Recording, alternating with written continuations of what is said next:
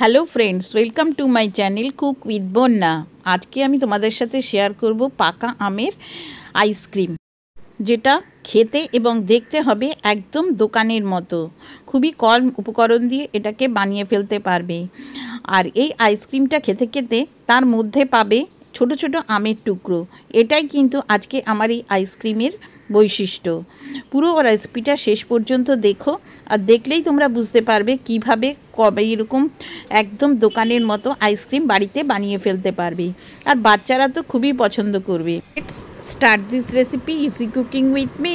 এই রেসিপিটাকে শেষ পর্যন্ত দেখার অনুরোধ রইল। আর রেসিপিটা ভালো লাগলে লাইক কমেন্ট শেয়ার করতে ভুলো না। আর খুব বেশি ভালো লাগলে সাবস্ক্রাইব করে বন্ধু হয়ে যাওয়ার অনুরোধ রাখলাম।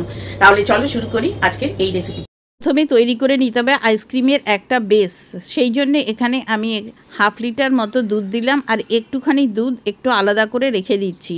এখানে 2 চামচ মতো ম্যাঙ্গো কাস্টার্ড পাউডার নিয়েছি। এবারে ঠান্ডা দুধটা দিয়ে এই কাস্টার্ড পাউডারটাকে খুব ভালো করে গুলে এটাকে একটা সাইডে রেখে দিতে হবে। এটা পরে ব্যবহার করব। এবারে গ্যাসটা অন করে দেব। এবার বাকি যে দুধটুকু ছিল সেটুকু দিয়ে দিচ্ছি। দিয়ে একটা ফুট আসা অবধি অপেক্ষা করব। যখন দেখবে এরকম টকবক করে দুধটা ফুটতে শুরু করেছে, তখন এখানে 1/4 কাপ মতো চিনি দিয়ে দিলাম। দিয়ে এবার চিনিটা গললে পরে আরও 2 থেকে 3 মিনিট এরকমভাবে ফুটিয়ে নেবে। যখন এরকমভাবে হয়ে যাবে, তখন যে কাস্টার্ড পাউডারটা গুলে রেখেছিলাম সেটা অল্প অল্প করে দেবে, আর এরকম নাড়াতে থাকবে। গ্যাসের ফ্লেমটা কিন্তু মিডিয়ামে দেবে। দেখো, দেওয়ার সাথে সাথেই কিন্তু দুধটা কতটা ঘন হয়ে গেল। এবার কিন্তু এটাকে অনবরত এরকমভাবে নেড়ে নেড়ে এটাকে আরেকটু ঘন করে নিতে হবে। যে খেয়াল রাখবে যেন নিচে ধরে না যায়। 1 থেকে 1.5 মিনিট মতো লাগবে এই পুরো কাজটা করতে। এবার এটাকে একটা বাটিতে ঢেলে নিয়ে দেখো ঠিক এই রকম মতো ঘন হবে। নিয়ে এটাকে রুম টেম্পারেচারে ঠান্ডা করে নিয়ে আমি 1 থেকে 1.5 ঘন্টা এটাকে ফ্রিজে রেখে দেবো। ফ্রিজে রাখবে না, কিন্তু ফ্রিজারে নয়। নিয়ে এটাকে ফ্রিজে রেখে দিচ্ছি। এবারে 1.5 ঘন্টা পর এখানে 1 কাপ মতো আমি হুইপড ক্রিম আছে সেটাকে নিয়েছি। নিয়ে এটাকে খুব ভালো করে বিট করে নিতে হবে। যেরকমভাবে আমরা কেকের ডেকোরেশন করি ঠিক সেই রকমভাবে এটাকে বিট করে নেবে। একটা সফট মতো পিক তৈরি হবে। দেখো, ঠিক এরকমভাবে আমি এটাকে বিট করে নিয়েছি। ঠিক এরকম হবে। এবারে চারপাশ থেকে সবগুলোকে এরকমভাবে এক জায়গায় করে নিচ্ছি। নিচে আমি বাটির একটু বরফ নিয়েছি, কেননা এখন প্রচণ্ড গরম, তার জন্য ক্রিমটা কিন্তু হুইপ করতে সময় নেবে। এবারে দেখো, এটাকে আমি 1.5 ঘন্টা পর বার করে এনেছি।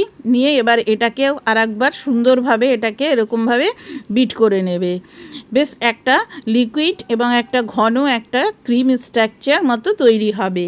এই প্রসেসটা কিন্তু অবশ্যই করতে হবে, তাহলেই কিন্তু ক্রিমটা একদম তোমার দোকানের মতো হবে। এবারে যে হুইপ ক্রিমটা ছিল সেই হুইপ ক্রিমটার ভেতরে অল্প অল্প করে দিতে হবে, আর এটাকে ফেটিয়ে নিতে হবে। তোমরা এটা হ্যান্ড মিক্সার না থাকলে, ইলেকট্রিক না থাকলে তোমরা হাত দিয়েও করতে পারো, তবে একটু সময় লাগবে। দেখো, সবগুলো ঠিক এরকমভাবে দিয়ে দিয়েছি। এই প্রসেসটা করলে পরে তোমাদের ক্রিম কিন্তু একদম দোকানের মতো খেতে হবে। কাস্টার্ড পাউডার দিয়ে প্রথমে বেসটা তৈরি করে নিয়ে তারপরে কিন্তু আইসক্রিমটা বানাবে। মিশিয়ে নিয়েছি। এবার এখানে একটা আম আমি পেস্ট করে নিয়েছি। এবার এই আমের পেস্টটাও এর মধ্যে দিয়ে দিলাম। দেখো, এবার এটাকেও ক্রিমের সাথে খুব ভালো করে মিশিয়ে নিতে হবে।